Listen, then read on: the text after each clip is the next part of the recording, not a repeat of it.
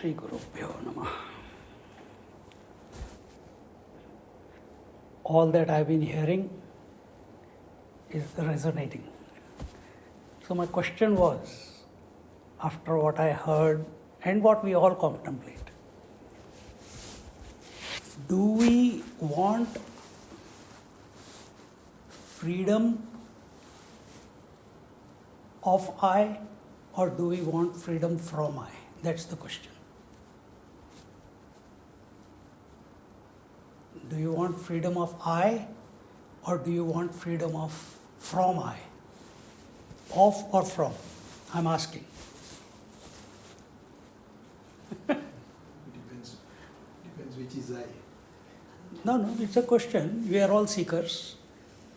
If you are not a seeker, you will not be here. So, what are we searching for? Are we searching for freedom? We know we are searching for freedom. We all know that. We want realization. But this I is a problem, isn't it, for us? So, Vedanta says we want freedom from I. No more I left. And that is where our Maharaj is established. Now, question is, has ever the consciousness left us? Has ever the truth left us that we have to search for it? See? It has never left us. Has the water ever left a wave? Has the gold ever left the ornament? It is already that. You are also already that. Simple, story over. You are already that. Then why is it not clicking?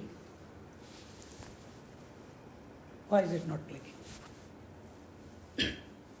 If we are already that, we understand the example, we understand about ourselves, that okay, yeah, I am already that, now what? Then why is it not turning? In Marathi they say, Kaltay pan valat nahi. I understand but it's not happening. So why is it not happening? Because it's always happening, then where is our attention? If we are already that, where is the attention? Is it on? Okay, take this example of water and wave. Is the wave is wanting to know I am the infinite waters. That is its search.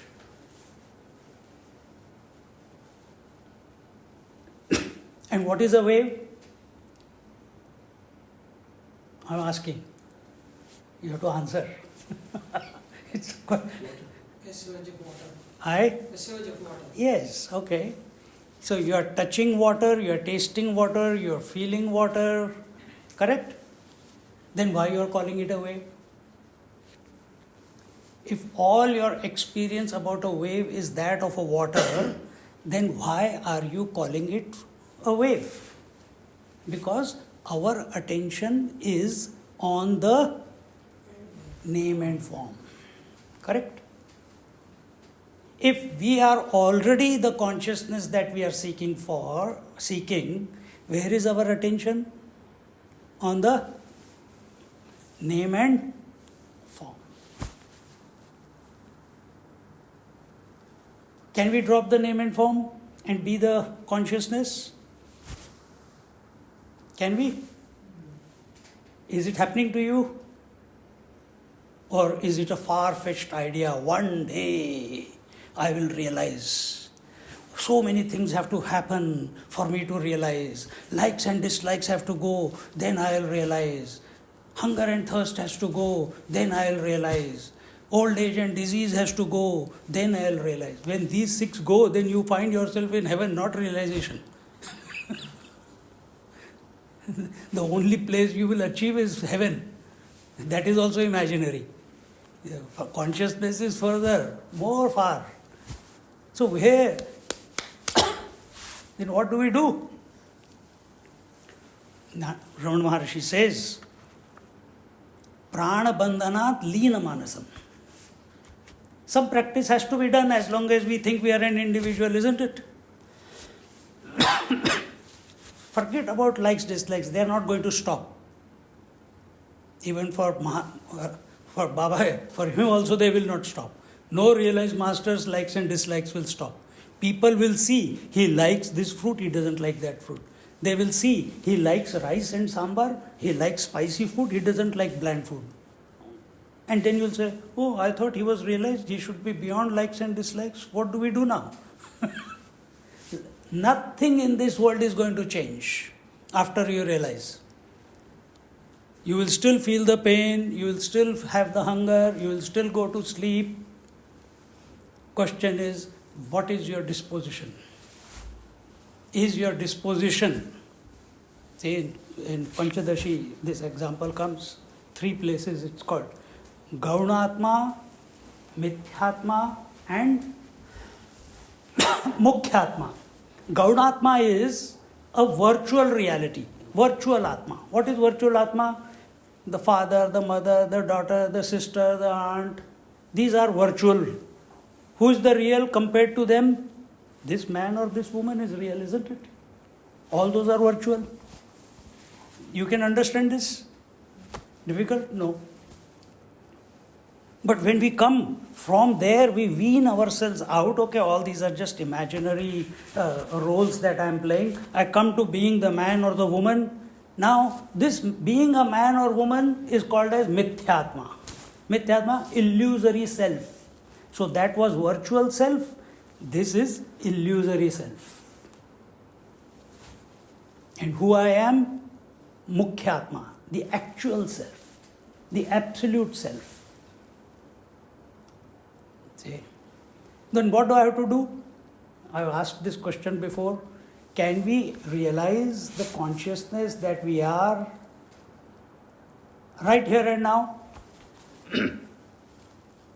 Because we know every wave is pervaded by water. Without water, it has got no existence.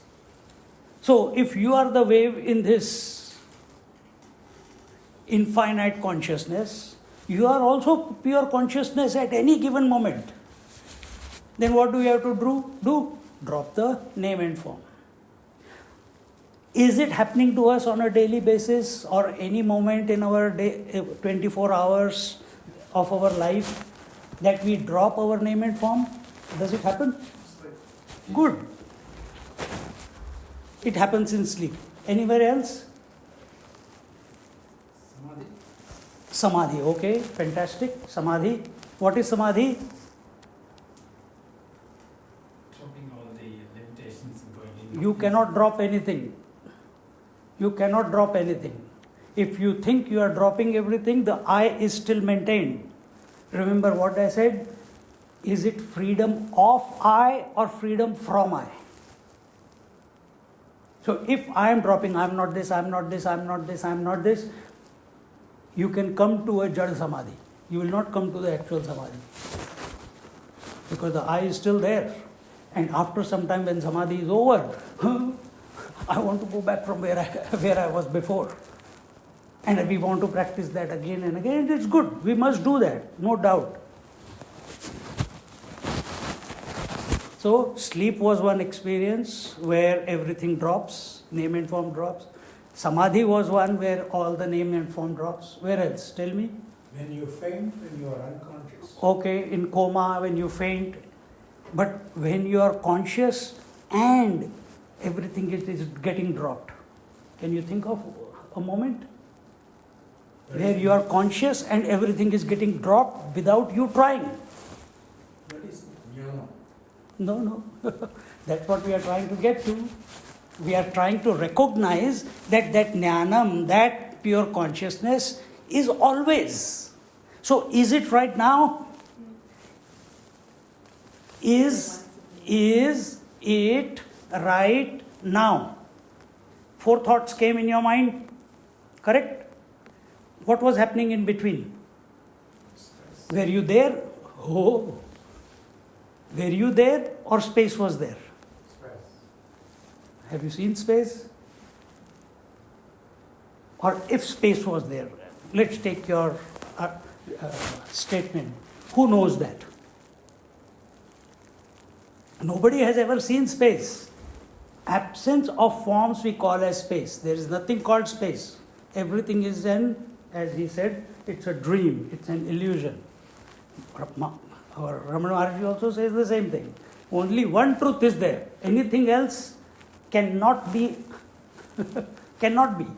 So everything is water. Waves cannot be, but they appear. What can we do? So right now, we are not talking about after the class or before, any other time. Right now, catch yourself as you are listening, between the thoughts, between the words that are hitting your eardrum.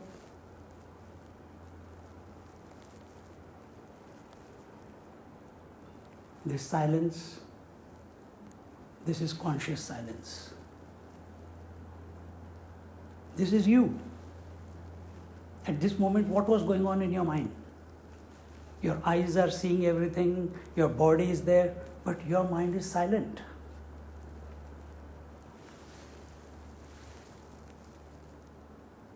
Stop the search. Be. Be. How much time you have to take? If, suppose your husband comes in front of you, the wife comes out of you, right?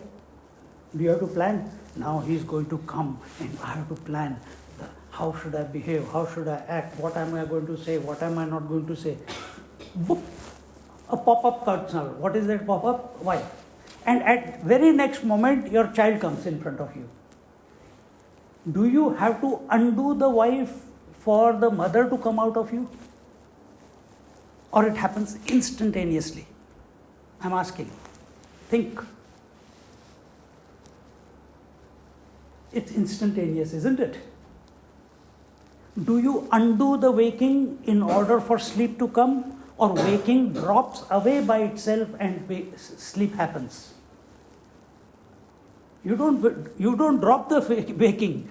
Waking drops away. If you think that we have to give up something, I is still very strong.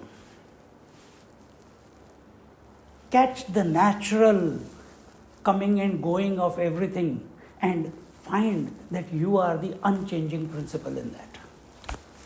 You are the constant principle in that. So rather than being focused on the names and forms, rather than be focused on likes and dislikes, because the more I talk on likes and dislikes, the more I talk about hunger and thirst, the more I talk about Maya, the more I talk about the world, the more I talk about the sadhana, I am stuck in doing something. I'm stuck in doing something. We don't accept, that's the problem. Accept that you are the infinite one. You are the source of the entire. You are one without a second. If your attention is on the world, I am the source of the entire. You will say, how come? I don't know if you have ever worked this out. Are you the source or are you not the source? How are you the source? There is nothing beyond you. Pardon me? There is nothing beyond you. Correct, but it has to be when our mind wants to understand, isn't it? That's why you are able to answer and I am able to speak. How do we say? See, where is the whole creation? This is called what? This is Akasha meditation. Okay, you know Akasha? Akash, you know? Space. He said space. So let's take that. Where is the whole universe existing right now? In space, right? Is there any doubt about that? No. Is it really? No, just listen. Go with the thought. So the entire For a common person, for a seeker, the entire universe is existing in space. How do you know space? That there is space in which the whole world is existing? How do you know space? Because you have a mind. So space is only a thought in your mind. So just like I know Dr. Sanjay, the moment Dr. Sanjay call comes, I see Dr. Sanjay, immediately the box of Dr. Sanjay opens up and Sangeeta comes in front of my eyes, his two sons come into my life. Yeah, suddenly one Sanjay becomes so many things. Exactly the same way. The moment the thought space comes into my mind, immediately the whole universe comes up every morning when you wake up. But we have one more space. What is that space? Mental space. So this was physical space, this is mental space. Why we call it, what is space? What is the definition of a space? That which accommodates. So physical space accommodates the whole universe. The mental space accommodates all the thoughts. Good. Mental space accommodates all the thoughts. Who knows thoughts are coming and going? Does the mind know thoughts are coming and going? Or is there someone else who knows that the thoughts are coming and going?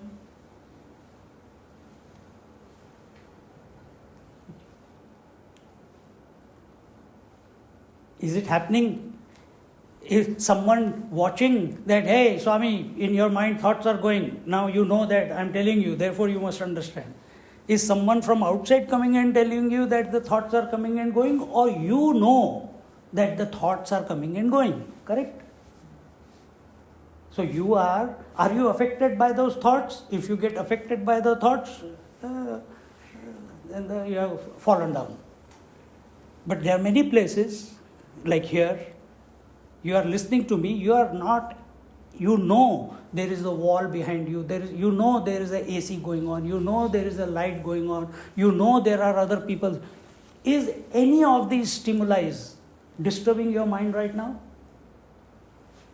Even though everything is there, nothing is disturbing you, isn't it? Because you are focused, because you are available, because you are silent in your mind. Exactly the same way. We have to come to a point, a poise within that we can do, because we are so addicted to do prana bandhanan lina manasam. Catch the beginning of the breath or the conclusion of the breath and your mind will stop like that. In a jiffy, it will stop. And then what do? You watch. You are there. So you know that the thoughts are coming and going. If that is becoming a bit difficult to understand that the thoughts are coming and going because we are not practiced enough, we have not become silent enough, take another example. You know that every day waking, dream and deep sleep come and go, don't they? So who knows? Just now she nodded, someone else blinked their eyes. Who said, who knows? Can it be the waker who knows that the waking, dream and sleep have come and gone? Waker was not available in the dream. He cannot enter into the dream. He has to die before the dreamer comes. Then only the dreamer comes up. Dreamer has to die for the sleeper to come up. Sleeper has to die for the waker to come. Then which fellow said or which fellow knows that all the three come and go every day? Which fellow knows? Is that fellow other than you? It's not other than you. So come to the correct identity. Come to the correct identity. So coming back to the thought, in the space, the total creation is one word space, one thought space opens up the entire creation. Then we come, the cause of that physical space with its creation is your mental space. In the mental space, the creation is all the thoughts. Who knows that? Technical word, it's called Chidabhas. The the conscious self or the reflected consciousness. Chidakash, sorry, not Chidabhas, Chidakash is the consciousness itself. So, accept, just like you have accepted, someone goes, I'm not married, but few of you may be, so you wore the ring or you put the garland around and suddenly you start behaving funnily. Why? Now I'm a wife or I'm a husband.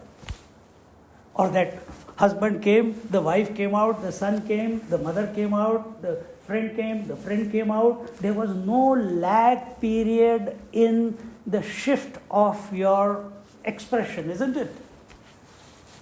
Why is that happening? Because you have completely accepted that you are a wife, that you are a mother, that you are a friend. You have not accepted that you are the infinite consciousness, full stop. That's why we are running around from pillar to post looking for solutions. Book after book, scripture after scripture, satsang after satsang. And every satsang is telling you the same thing. You are that. How? You are that. Right here and now. Nobody can take it from you. Then there is no mushy-mushiness, there is no emotionalism in that. It's your direct experience.